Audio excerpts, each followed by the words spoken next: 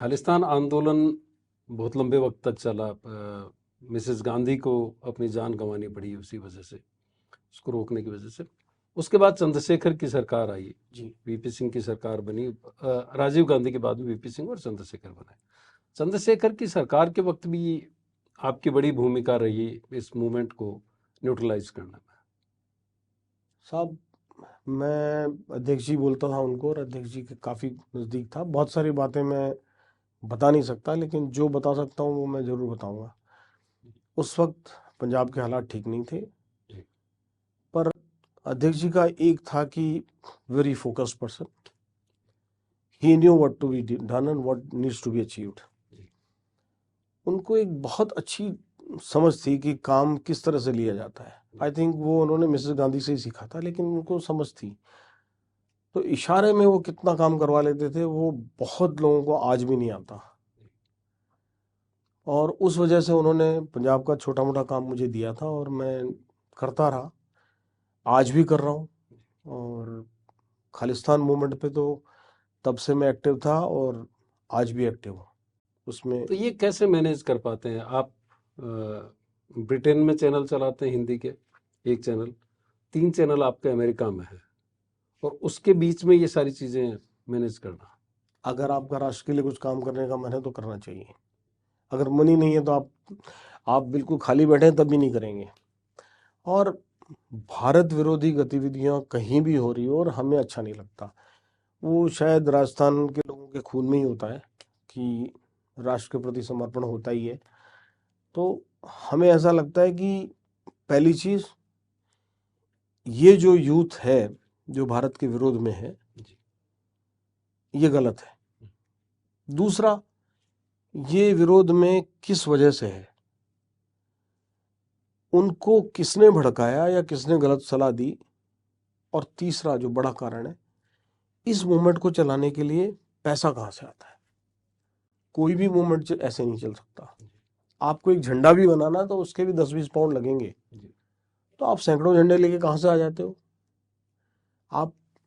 हम देखते हैं वहां पर बसें आती है, एक बस में 50 लोग बैठे होते हैं, उनका खाने पीने का इंतजाम भी रेडी होता है, उनको खाने का पैकेट हाथ में दिया जाता है, उसके बाद वो मोर्चे पे निकलते हैं। तो वो कोई ना कोई तो इंतजाम करता है। हमें ये कहा गया कि गुरुद्वारे करते हैं, हमने गुरुद्वारों से बात करना शुरू कर दिया। 80% गुरुद्वारों ने हाथ जोड़ दिया, बोला हमारा कोई लेना देना नहीं है इससे। 20% हैं जो बोल सकते हो आपकी खालिस्तानी कंट्रोल के इस गुरुद्वारे तरह हैं। के एलिमेंट हर सोसाइटी में वो होते हर हैं। सोसाइटी में है। लेकिन बिहाइंड द सीन जब हमको पता लगा, तो पता लगा कि भाई पाकिस्तान एम्बेसी भी ये काम करवा रही है, उनसे मिलती है, उनसे बात करती है और उनको सपोर्ट करती है। ये sponsored by Pakistan. Sponsored by Pakistan. अच्छा, अफगानिस्तान को लेकर के भी आपकी ओपिनियन बड़ी मैटर करती है वहां पे एम्बेसीज में। अफगानिस्तान का जो इशू है वो, जब आपको पता होगा, जब अफगानिस्तान में वापस से तालिबानी सरकार आई, तो पाकिस्तान में बहुत ज़बरदस्त एक तरह से ढोल नगाड़े बजे के साथ अब तो अफगानिस्तान हमारा हो गया। और भारत ने वहाँ पर इतना बिलियंस का इन्वेस्टमेंट किया, उनकी पार्लियामेंट बना के दी, एक डैम बना के दिया, पावर स्टेशन बना के दिया, सब बर्बाद हो गया।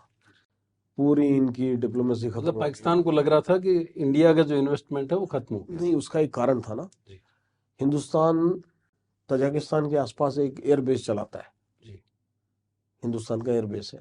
जी, और जहां तक मुझे पता है उस टाइम ऐसी बातें और चल रही थी कि एक आधा एयरबेस और खड़ा होगा, जी, विच इज, मतलब आप सोच सकते हैं कि स्ट्रेटेजिकली पाकिस्तान के लिए तकलीफ की बात है कि हिंदुस्तान के बाहर हिंदुस्तान ने एक एयरबेस खड़ा कर लिया। जी, और पाकिस्तान पे अगर अटैक होगा तो दो साइड से होगा।